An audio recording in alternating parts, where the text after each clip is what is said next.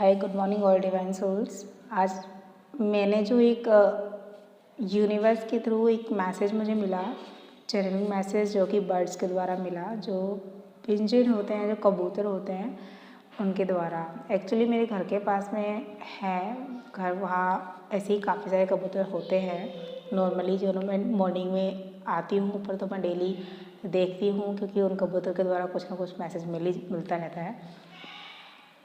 So sometime जब कुछ energies के बारे में गॉड बताते हैं, यूनिवर्स बताते हैं, तो बर्ड्स के द्वारा बताते हैं, बटरफ्लाइज के द्वारा बताते हैं, इन सब के द्वारा हमें बताया जाता है।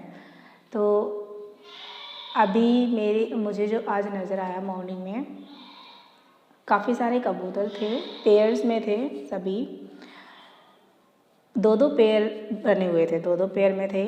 एक था एक कबूतर जो दो फीमेल कबूतरी के पीछे भाग रहा था। तो जो एक कबूतर है वो दूसरे फीमेल कबूतर को बार बार चेस कर रहा था। तो फीमेल कबूतरी है वो कभी इस छत पर जा रही है, कभी दूसरी पर जा रही है, और जो मेल कबूतर है वो उसके पीछे पीछे जा रहा है। वो उसको वो बस चेस किए जा रहा है और वो बहुत बचना चाह रही है, और जो मेल है वो मेल कबूतर जो है वो उसको बार बार चेस कर रहा है। तो अभी जो एनर्जीज पिक हुई है उसके अकॉर्डिंग ये है कि कुछ ऐसी डीएफ हैं जो कि बैलेंस हैं अपनी जर्नी में, और जो डीएम पे फोकस नहीं है, अपने डीएम पर फोकस नहीं है, उनको पता है कि वो जो कुछ कर रहे हैं यहाँ पर सब कुछ इल्यूज़न है, और जो ट्रिगर वो कर रहे हैं उनको पता है कि हाँ ये ट्रिगर दे रहे हैं, तो उस चीज़ से वो इनबैलेंस नहीं हो पा रही है, कुछ हो जाती हैं, कुछ अभी नहीं हो पा रही हैं।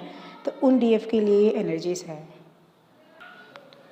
तो जो डीएम है वैसे वो थर्ड पार्टी में अभी इन्वॉल्व हैं, कुछ जिनके बारे में बता रही हूँ, वो थर्ड पार्टी को भी चेज़ कर रहे हैं और वो अपनी डीएफ को भी चेज़ कर रहे हैं। दोनों साइड में वो जा रहे हैं, अपने कर्मा को भी कर रहे हैं और अपनी डीएफ के साइड भी जाना चाह रहे हैं। अभी उनको पता नहीं है कि मुझे जाना किस साइड में है, बट वो चेज़ कर रहे हैं अभी।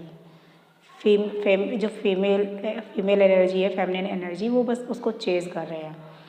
सो सिर्फ इतना ही पता है कि वो भी चेज़ कर रहे हैं, बाकी आगे की एनर्जी क्या होगी इसके बारे में अपडेट होगी तो बिल्कुल बताया जाएगा। Thank you so much, bye. And what happen today, आज ये हुआ कि वैसे ये वीडियो मैंने मॉर्निंग में बनाई थी, अपलोड मैंने अभी की नहीं है, मैं अब करूँगी। अभी इवनिंग में जब मैं आई पढ़ा कर बच्चों को, जब मैं घर पर वापस आई हूँ तो फिर मैंने देखा कि उनमें से जो एक कबूतर है उसकी डेथ हो चुकी है।